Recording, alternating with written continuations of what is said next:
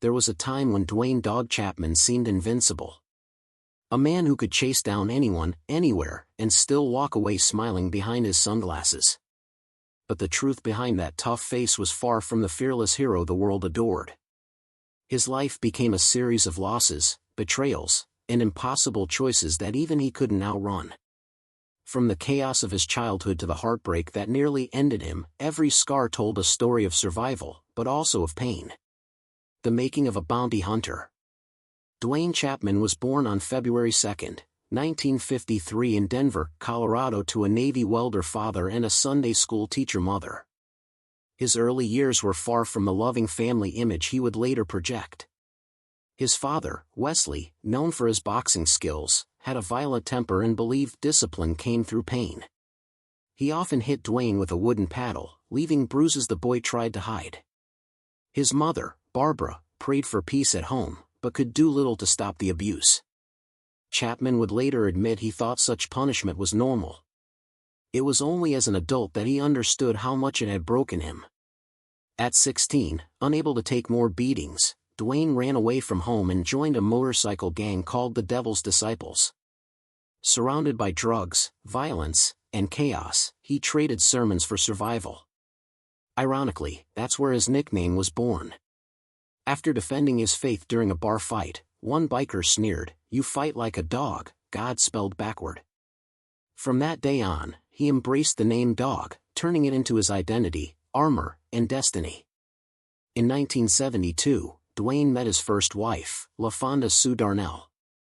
They married the same year and settled in Pampa, Texas, where they had 2 sons, Duane Lee II and Leland. But peace didn't last. By 1976, his life took a dark turn. He became entangled in a drug deal gone wrong. While waiting in a car, one of his friends shot and killed a man named Jerry Oliver. Though Duane never pulled the trigger, Texas law didn't care. He was charged as an accomplice to murder and sentenced to 5 years in prison. He served 18 months, a period that would redefine him forever. Inside prison, Duane worked as a barber for guards and even saved a fellow inmate's life during an escape attempt, stopping other guards from shooting him. That moment changed how people saw him, even the warden. One officer told him he had the instincts of a bounty hunter, someone who could chase down criminals without killing them. It was an odd prophecy, but it stuck with him. When he walked out of those gates in 1978, he wasn't the same man. He had lost his freedom, his marriage, and almost his faith. But he had gained something else. Purpose. That purpose led him straight into the world of bounty hunting. He began chasing fugitives across Colorado and Hawaii using instincts honed in the streets and prison yards. But bounty hunting wasn't just a job for Dog. It became redemption. A way to give others the second chance he believed God had given him. Love, loss, and the price of redemption. Freedom didn't bring peace. It brought temptation. When Duane Chapman left prison in the late 1970s, he carried more scars than money and struggled between guilt and survival. After divorcing LaFonda, he met 17-year-old Integmal at a biker party in 1977. To avoid legal trouble, he married her the next day. Their marriage quickly fell apart under addiction and poverty. They had 3 sons, Zebediah, who died shortly after birth, Wesley and James Robert. But by 1982, Ann had left him, taking the children. That same year, Duane met Lissa Ray Britton in a Colorado bar. Their marriage began with an impulsive deal. He offered her money to have his child, and it produced 3 kids, Barbara, Tucker, and Lisa. But Dog's chaotic bounty hunting life clashed with her quiet nature. And by 1991, they divorced. Even through heartbreak, Dog's career soared. Known as relentless across Hawaii and Colorado, he built a reputation as a man chasing both fugitives and redemption. "Everyone deserves a second chance," he often said, words that would define him. In 1988, fate introduced him to Beth Smith, a fiery woman he once bailed out of jail. She was bold, stubborn, and became the love of his life. By the late 1990s, they had moved to Hawaii, opened daily bail bonds, and blended their families. Together, they hunted fugitives and built a legacy. unaware that their fame and their love would soon be tested by unimaginable loss. Fame, glory, and the scandal that nearly destroyed him.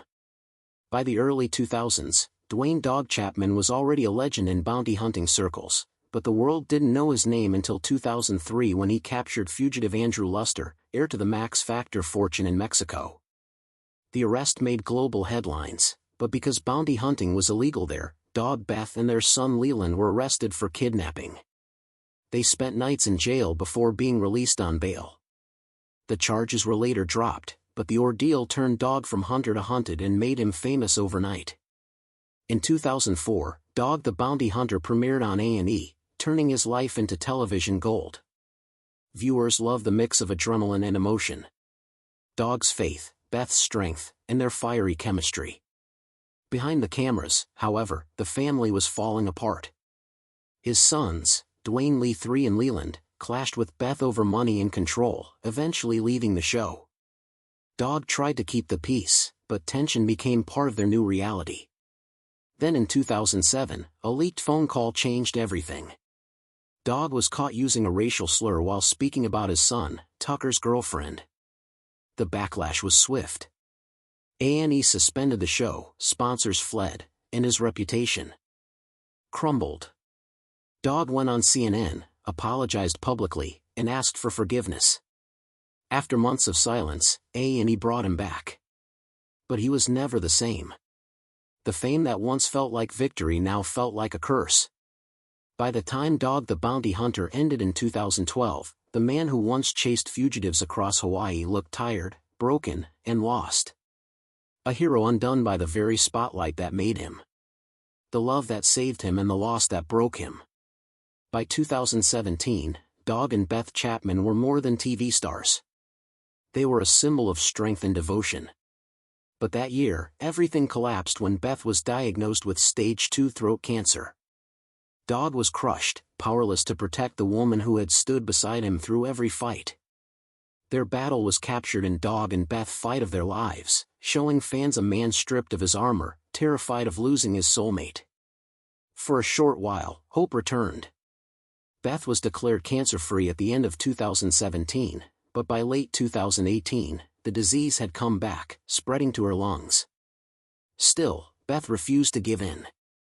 She filmed Dog's Most Wanted while enduring unbearable pain, determined to live on her own terms.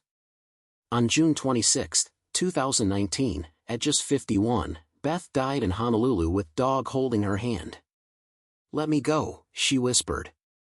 Words that would haunt him forever. In the months that followed, Dog spiraled into grief. He admitted he'd thought of ending his life, saying, "I didn't want to live." Financial struggles added to the pain. And doctors later found a blood clot in his lungs that nearly killed him. Dr. Oz convinced him to quit smoking and start therapy, but nothing could fill the void Beth left behind. For the first time in decades, the man who chased fugitives across the world found himself completely alone, running not from criminals, but from heartbreak, faith, frankency, and the storm that never ends. After Beth's death, Dog Chapman tried to keep his promise to live, to continue, to fight. But the man who once seemed unbreakable was now drowning in grief. For months, he barely left his home in Colorado. Fans saw glimpses of him online, thinner, weaker, and visibly lost. Then came the rumors. Dog had found comfort in someone new. Her name was Moon Angel, a longtime family friend and Beth's former assistant. When photos surfaced of them together in early 2020, the backlash was immediate. Dog's daughter, Lisa, publicly accused Moon of being a homewrecker. Dog defended her, saying she had simply helped him survive his darkest days.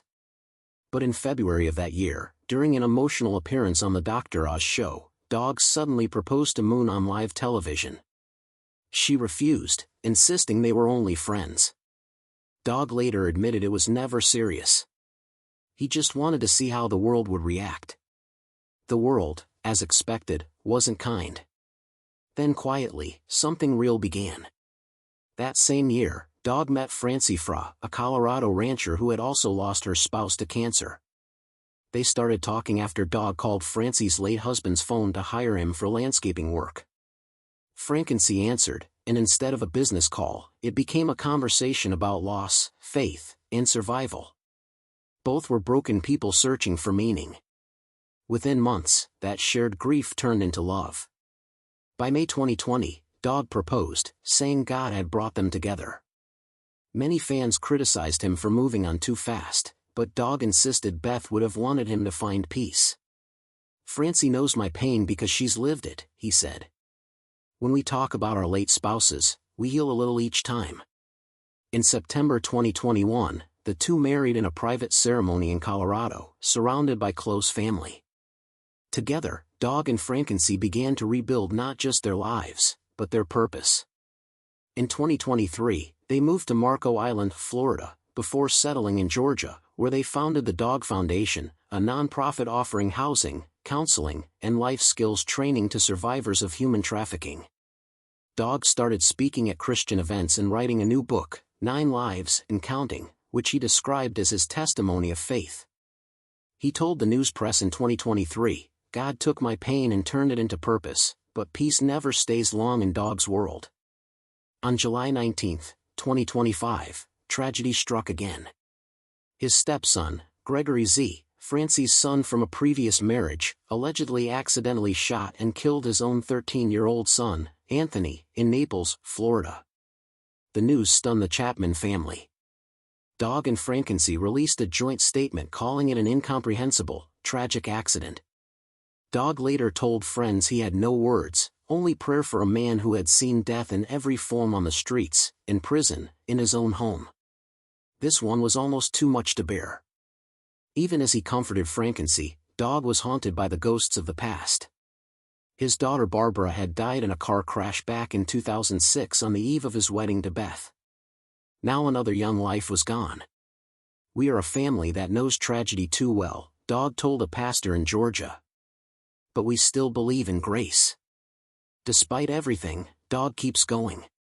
He has turned his home into a place of prayer and reflection, surrounded by photos of Beth and their children. His faith, once fragile, has become his armor. "I'm not just a bounty hunter anymore," he said in 2025. "I'm a Christian outlaw chasing souls instead of fugitives." At 72, Dog the bounty hunter may have slowed down, but the fire that once made him feared still burns. Only now it's tempered by faith and loss. The legacy of a broken hero. By 2025, Duane "Dog" Chapman had lived more lives than most men could imagine. Outlaw, husband, father, celebrity, and now survivor. But the weight of those lives pressed hard on him through his without second.